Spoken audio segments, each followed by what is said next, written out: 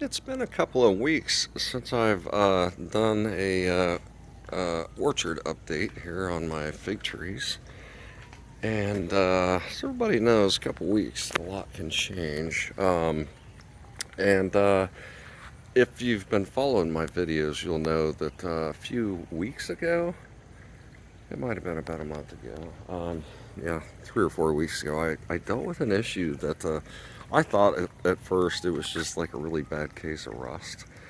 But it turns out there's another kind of fungus that's much like rust, but far more vigorous and damaging to your tree. It's called anthracnose. And not only does it kill the leaves on your tree, but it can actually kill branches and stuff too. And it likes warm, humid climates, so Florida's like the perfect place for it. But I've got it all cleaned up now. I think I'm not dealing with any more anthracnose. Um, but some of my trees get seriously defoliated. This is a beautiful little Bordeaux Negra Ramada. You can see it's like the top third of it's got leaves, and then it's like nothing but figs down below. It's loaded, a lot of figs on that little tree. Here's another Bordeaux Negra Ramada. It also got hit and lost a whole bunch of leaves, but I'm out of that now. It's starting to get new leaves growing. But look at all the figs on that thing. It's sad there's more figs than leaves. And this is Greece de Saint Jean. And it's getting figs on it. As you can see here, it's getting figs. And you know, here where I'm at, I think as long as figs start developing by, say, I don't know, August 1st or so. Actually, even I meant September 1st, not August 1st. But as long as you start getting some little figlets by September 1st, they should be able to have time to ripen before it gets too cold. Assuming you're looking at that roughly 90-day period. That would put them right to the end of November, early December, which is still good. They'll still be growing then, and it's still fairly warm. So I think I'll let those Greece de Saint Jeans go. These two, this Campaneri, it got hit pretty hard by that anthracnose, but thankfully just like the leaves. So you can see down here, it did lose a lot of leaves, and some got really hit hard. But now everything's just beautiful from there up. Love those leaves, they're kind of unique. Campaneri, it's an early fig. This is Pasquale. I got one of the earliest right next to one of the latest. This might be the latest ripening fig out there. Pasquale, the Christmas fig. It's doing really well. It's growing at a nice steady pace. None of these I've got here in my backyard tend to be like really fast growers. They're, you know, nice steady growers, which is fine with me. This is Bass's favorite fig. It's early right now. It's 7:30 in the morning. So everything. This is how it is every morning in Florida. Do you see all the droplets of water on that? Not from sprinklers. That's just how every single morning. And probably, you know, halfway through the night they get wet, and they stay wet all the way until morning. So as you might imagine, fungus, rust, anthracnose, all those funguses just love this weather. This is Bass's favorite fig. Some of those figs are just really big. It's doing pretty well though. Pretty tree. It's probably 3.5 feet tall, and I bought that one from Bass himself. Planted it probably in April. This pretty tree here, I pinched it. It's getting tall. This is Black Tuscan, and this was a Harvey cutting. And so, I mean, his cutting sale's a little bit late because, like, he's in a very warm climate. So I don't think he really even takes cuttings till like January, which would be about the same as me. But then by the time he gets them all clipped and put them up on sale, seems like it's damn February, March. I don't remember, but it was late. I don't think I got that one rooted until I had most of my other ones in ground. But it's done well. It's really grown fast. And the Black Tuscan, it's in that family. People, say there's almost no taste difference between, say, Black Tuscan and Madeira Island Black and Fago Preto, Violetta, Black Madeira. They all are in that same kind of family, except for Black Tuscan's supposedly more rain resistant, split resistant. It's got a slicker skin to it, and it just supposedly is better for a moist, humid climate. This tree is actually quite big, and it's got, the suckers are just going crazy on it. I've got to thin them out.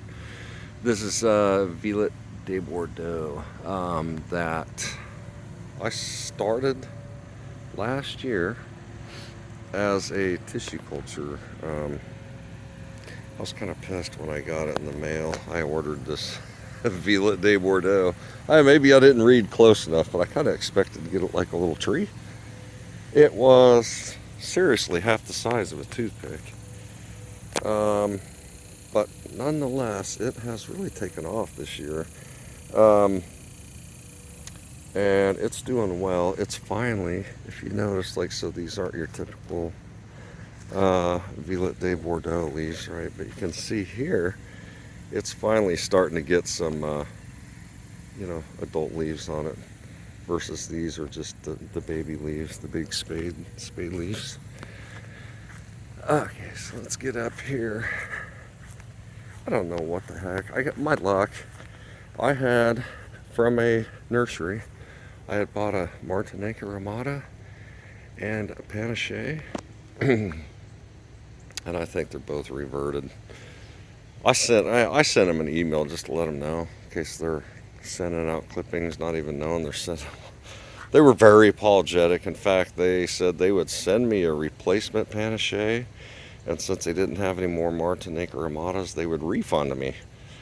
And I was like, no, I'm just letting you know, I don't have room for another tree. And this is the Panache, the reverted Panache. It's quite nice. I mean, it's in this pot. It's doing really well. I mean, I don't want to rip it out of here and chop it up just because it's not striped. It'll taste just like the striped one. But I mean, honestly, the reason I bought these two striped ones was to put them in the pots right here on the porch. Have the striped figs here, but that's okay. I mean, it was cool of them to offer to send me another one and refund the tree. But nonetheless, yeah, so if you look at these, I mean, they're definitely, this is Martinique Ramada. In a way, maybe you can kind of see some striping, but that's not what it's supposed to look like, and that's hardly defined. And if you look at the Panache here, which is a very beautiful and healthy looking tree, but those figs are not, those are not striped figs. So, oh well, it happens. Okay, so coming over here. Okay, so I've got 10 fig trees over here in the backyard, and now we're coming over here to the side yard, and this is where I've got, 47 figs planted over here. You can see as I just pan across there, they're all over in the backyard. So this right here is it's doing really well. It's a Nero 600M, which, to be honest, I think it's probably almost identical to a Violet de Bordeaux. I don't know, some people say there are slight differences. Like, supposedly the Nero 600 produces a much more, produces a bigger Breba crop. Not really into Brebas. Some of them might be good, but I think most of them I'd prefer the main crop. This little guy is Craven's Craving. It is a fairly new plant. It might be the most latest. Like, it was planted within a month. It's already growing though. It's putting off a lot of new growth in here. Probably 3 or 4 of those are new leaves that it's got on, but Craven's Craving. Right here is a Socorro Black. It's a pretty tree. It's doing really well.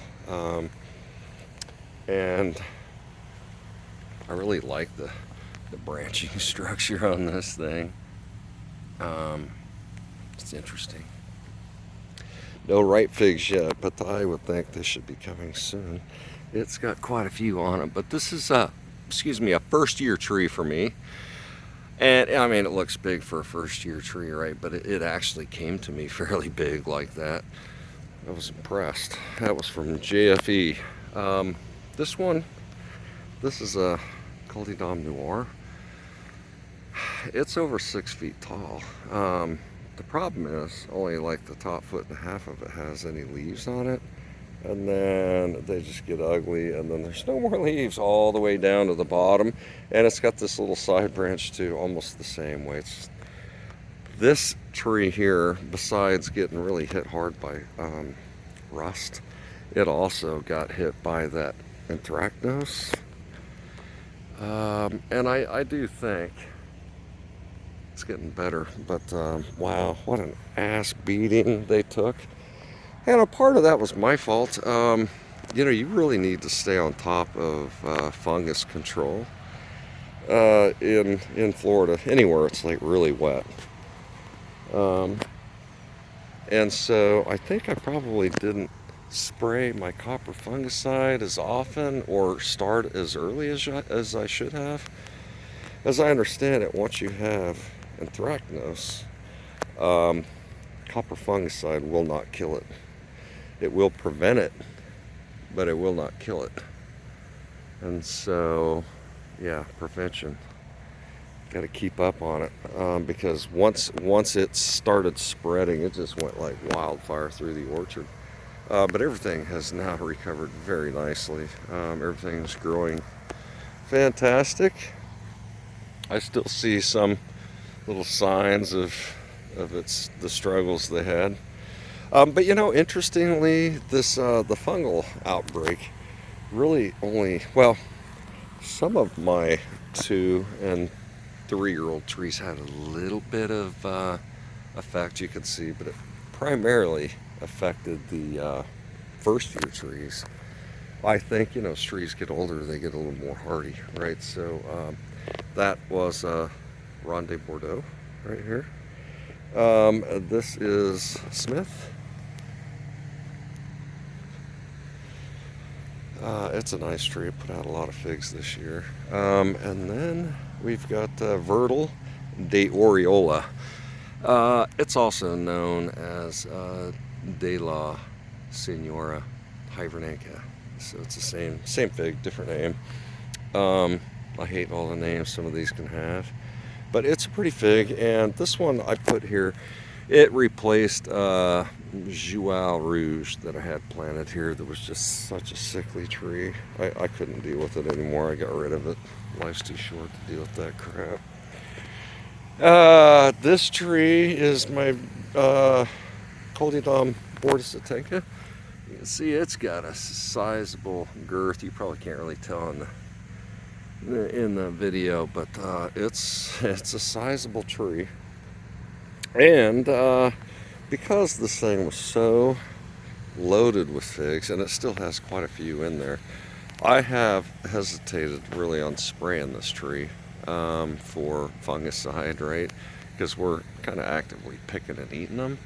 And so it's still taking a bit of a beating. Even all the trees around it are no longer, but because this had figs we're actively picking, I didn't want to spray anything on it. Just keep it au naturel, and then when the figs are mostly done, I'll give it a spraying of some copper fungicide or something like that to help knock down whatever it's got. It's either rust or anthracnose. This is Verdino del Nord, and it's also known as figwin or figoin. It creates these, I just picked a couple this morning and ate them. But it creates these somewhat smallish figs. They have kind of a pink eye on them. I don't know if they're gonna pick it up though. They have a pink eye, but wow, they're so good. One thing I don't like about the Verdena del Nord is I don't like green bell peppers. And the weird thing about a Verdena del Nord is you pick one of those like early, even like a day early, I swear, and it tastes like a green bell pepper. But you pick it when it's ripe, and oh my God, they're really good.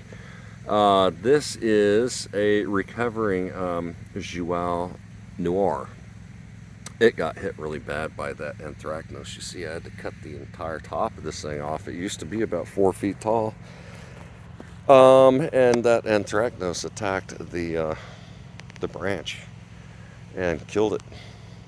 That's how bad that anthracnose is. You do not want that in your fig orchard, but I believe you have to be pretty damn wet like this. I mean, not many places where every day you wake up things are just sopping wet every day without fail.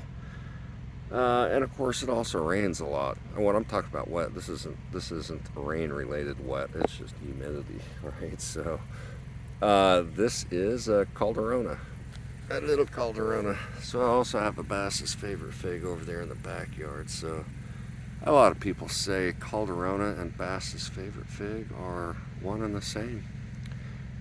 I think they probably are, but I don't know. This is Colonel Littman's Black Cross. It's actually grown really well for me this year. I put it in the ground pretty late. It was October last year. It's grown well.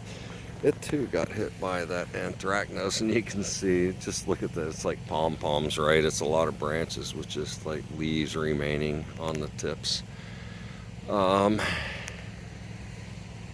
But it's doing well. Next year, it didn't get any figs this year, which I think is pretty common when people plant Colonel Littman's Black Cross. It's kind of stingy for the first year, maybe two even, before it really starts producing. So this tree here, it's quite a large tree. It's Adriatic JH. We are currently picking and eating these figs. My God, they're good. Such a good fig, and it's very productive, and it's just so loaded with figs, and we've already been picking so many off of this thing. Yeah, it's a top-notch fig. If you don't have it, you really need to get the Adriatic JH, man. That thing cranks out very, very tasty Adriatic figs. This is another new introduction here to my orchard. It is Nordy Barbentane. I think I planted this thing 2 or 3 weeks ago, and it's putting out new leaves already. It's really taken off, so that's good to see. Sometimes when I plant a fig, they just sit there for a month or two without doing anything, you know. This is Papone. It's a striped fig. It's new. It's a Harvey. Well, it's not. I mean, it's new to me this year, but it's a Harvey cutting, and it's actually grown, I don't know, relatively slow. It's not really all that big. It's maybe pushing 3 feet tall. But what a pretty tree. It's got a very short internodal spacing, which you can see it's starting to get some little figs on it, and it probably has time. Probably has time to ripen them, so I'm gonna let them go, even though it is like August. It's almost September 1. It's getting close. It may have enough time. Okay, so this is green ischia, and I have picked a few really tasty figs off of the green ischia.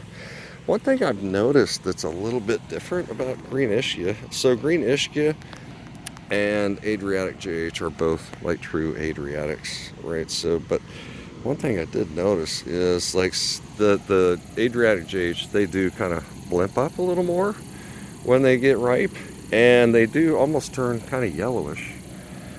Whereas the green ischia, they plump up a little bit, and they really don't change color. They stay that like green color. And I expected them to kind of blimp up even more. So I waited a number of days, and then I noticed it started getting smaller. I'm like, damn, I think it's drying on the tree. So I picked it. Man, a dark, dark blood red on the inside and such a thick pulp. Thick, I mean, you know, people always talk about Goldie Doms being really thick inside, right? That kind of a cakey, not a watery, jammy kind of a texture, but a cakey like texture. That's what I felt about the green Ischia. It was fantastic. I picked a few scents and they were the same way. So that was very cool to find out. This tree back here, literally have picked 100 figs off it already. This is an Olympian, and it is incredibly prolific in that we've picked 100 figs off this already. But as many people know, Olympian actually produces 2 main crop. I'm not talking Brava, but main crop. So you get a crop in July, and then you get a second crop you can pick in September. So all the figs that we picked in July, they're long gone, right? But you can see this tree is loaded with and still developing more figs. Like, there's probably 100 more figs on this thing that we'll be picking in September here soon. So how cool is that?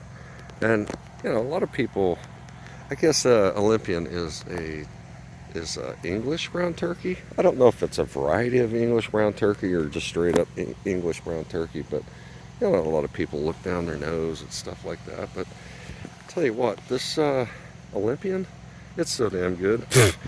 I get tired of my wife always telling me it's her favorite fig. I'm like, Peg, we got so many good figs in the orchard. Don't be saying Olympian's your favorite. It is good though. Oh, yeah, it's really good. This is Ponta Tressa, and it too is getting some figs on it. It was kind of late this year, but I planted this thing late last year. It went in the ground like October last year, but it's now 6 foot tall. It's got a big old branch coming off the side. That'll get chopped off. I don't like those little side branches, but at one time I thought I was going to air layer that. I don't know. Yeah. Here's Chicago Hardy. It's done well, but it took a beating, man. It got that anthracnose. I've had to cut off 2 or 3 branches on this, and a lot of the leaves look just so bad. Chicago Hardy. Genovese Narrow AF. This tree used to be over 6 foot tall, and now, nope. It also got hit by that anthracnose. I'll show you on my Italian 258 right there what it does to the stem, what anthracnose does, but it's making a fantastic comeback. I mean, I chopped it off right there. It's got a couple of really nice, healthy branches coming off on each side, and it's putting off some new growth here where I chopped it. Seems like something already is affecting these new leaves. It might be that anthracnose versus rust. Okay, so here's Italian 258. That's easily over 7 feet tall. And it got hit too, just like a lot of them in my orchard, by that fungus. Not rust, but anthracnose. But so as most of you know, like rust does things like this. This may not even be rust. This could also be anthracnose causing that. But rust doesn't really affect your branches, right? So look at this. Like, so here's a case of what it can do to your branch. So see this, this is just a tall leader, right? This is a first year rooted I-258. So it's a nice looking branch, right?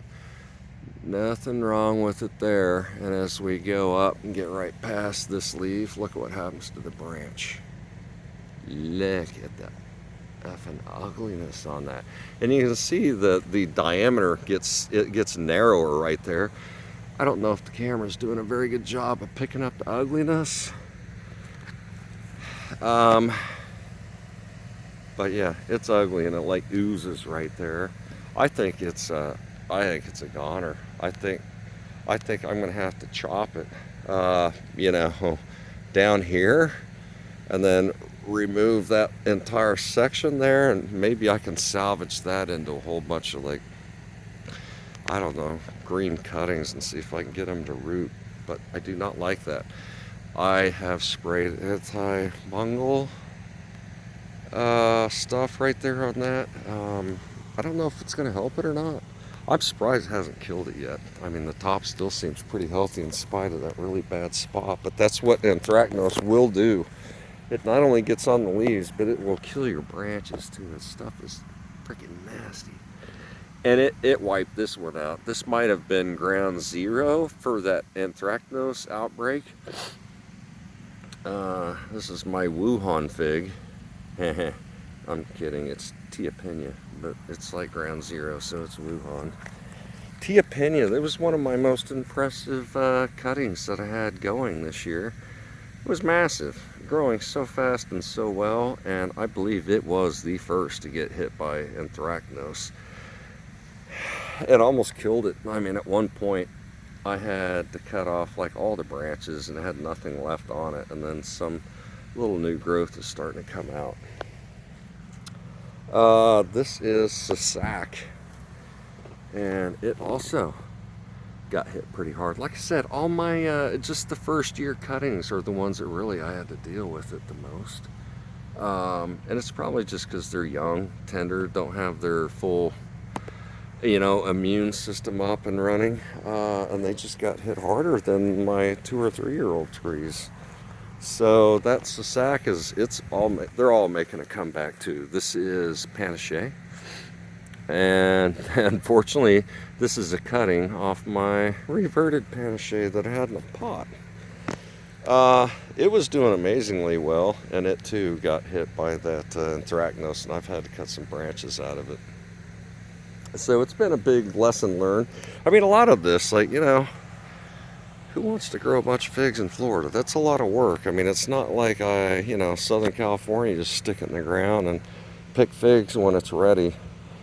If you're going to grow figs in Florida, it's an interactive sport, let me tell you.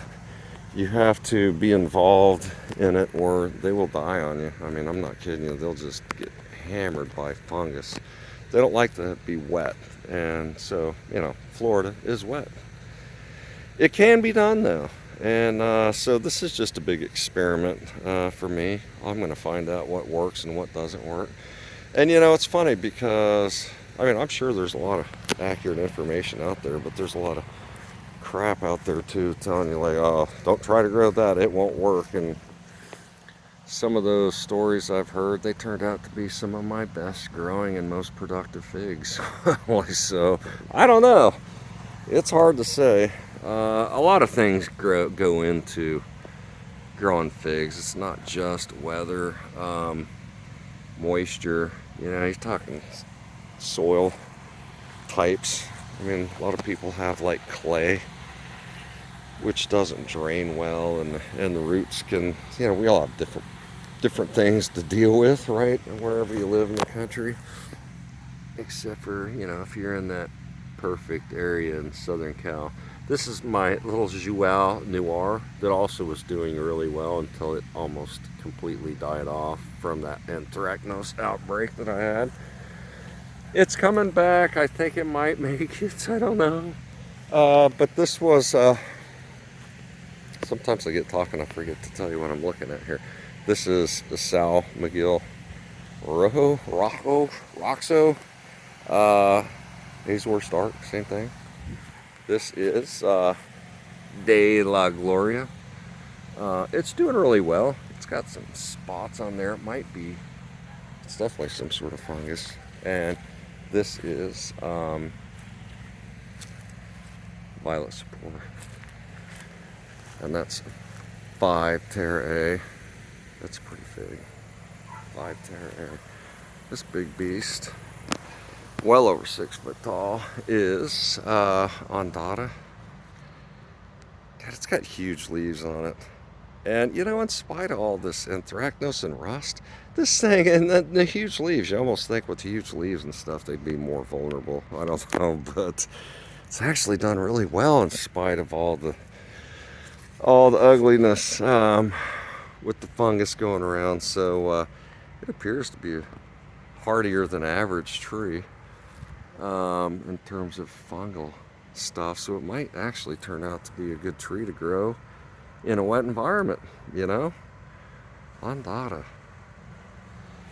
De La Roca. It's doing well. I had the top of this thing, probably the top 16 inches of this thing got blown out in a windstorm. But it's growing back well. It dealt with some of the fungal stuff, but it too is making a comeback. So looking forward to De La Roca next year. No figs this year. Most of these first year cuttings, believe it or not, they had figs on them. Some of them had a lot of figs on them, but I'm not really all that excited about the first year figs, you know. I mean, if I get them, I get them. If I don't, that's all right. But this is Cosme Magno. It used to be such a beautiful tree. It got just beat down by the anthracnose. Luckily, though, it didn't infect any of the branches on it, but it did really get the leaves. I mean, look at that leaf. How ugly is that? It is starting to make a comeback. It's starting to look healthier, believe it or not, even though it still looks so impacted. But you know, that's part of what some of that stuff may just be first year, and then next year it may, you know, behave completely different. So we'll find out. Hautive de Argenteuil. This thing was probably 6.5 feet tall. And it had that same problem as like I showed you on my I-258. Got right in the middle of the branch where it got infected. But it killed the entire top of that off, just like it did a couple other trees that I had. Killed the entire top. And so my Hautive de Argenteuil is trying now to make a comeback. Such a disappointment. I do think, though, next year will be different. Well, between me learning more about this and the trees getting more mature, I believe they're going to get just a little more hardy with age. This tree-like bush is Collidom Grice.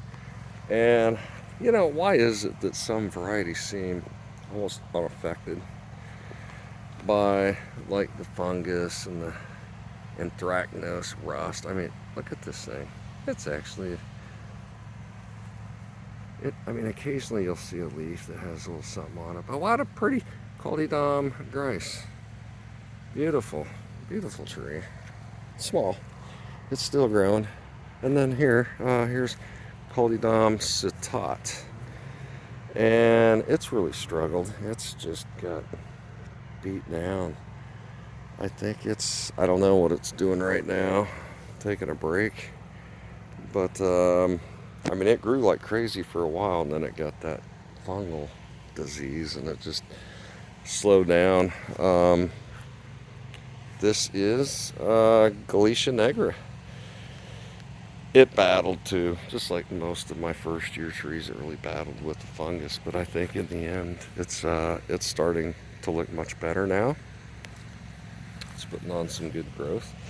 No figs, but Galicia Negra is one of those that's known to be like, oh gosh, it takes you, 2-3 years sometimes after you put it in the ground or root it, I guess I should say, till you hit figs. It can be really finicky that way. This is White Madeira, #1, and it's probably 7 feet tall. These are first year rooted cuttings. It's got a couple of branches off down here down low. I'm going to keep those on because this winter all these tall whips are getting cut down to, I don't know, maybe 36 inches. And then I'm going to build some scaffolding on it, but these might be a good start of scaffoldings. They're below 36 inches, so it's a cool tree. It's a White Madeira. I've already had a number of ripe figs on it. My God, they're good. And this really impressive tree, this is Martinica ramata. Unfortunately, though, it's a cutting I took off that potted plant that I've got out back that is reverted, I think. I don't know, we'll see. But wow, how crazy is that? This is much younger than the one that's in the pot. And this has probably put on more growth than any tree that I've got. I mean, there's a lot of them that are like 7 feet tall, but they're just one single eater. This one's probably 7 feet tall, but in addition to that, it's got these massive side branches down here. 4 big side branches and 7 feet tall. I mean, my God, that Martinique Ramada, but like I said, it might be reverted, making it what, just a Martinique, I guess. I've got a couple of figs over here that I don't know. I actually think these two, they're not doing so hot. That's an Estorante. That is a Del San Giamagran. They've just been in that state of like not moving. This is also a Del San Giamagran. We got a little De La Gloria here. This is a Coldidom Gigantina. They got hit too, but they're making a comeback as well. You can see a lot of lost leaves there. Coldidom Mutante, same deal. And we have Coldidom Blanche. I just wanted to point out though, I think the problem with these two figs over here is the two small ones. I think the problem is I screwed up. I don't typically fertilize my fig trees. I'll hit them once in the early spring because they're all in ground. It's not like they're growing in pots. I'll give them a shot early in the spring. And typically that's about all they get. Sometimes though, when I plant a new little tree, maybe a week or two after I plant it, I'll give it like just a little dose of a light fertilizer. I think the problem that I did is I might have dosed those with fertilizer after I had planted them. And then like a week or two later, I went out around to give these all their like little spring application of fertilizer, and they may have got hit twice. Because that's about the only thing I can think. I mean, they're right next to each other. I planted them about the same time, and yet all of them around them are doing really well. So I'm pretty sure I screwed up and wasn't paying attention and maybe hit them twice. So they may just got a little fertilizer poisoning, you know what I mean? It can't be that bad though. I think, yeah, they've been like that for a month and a half. They're not dead, they're just like in suspended animation, you know. I think they'll kick out of it. Yeah, so anyway, that is the update on the orchard. Appreciate your time watching.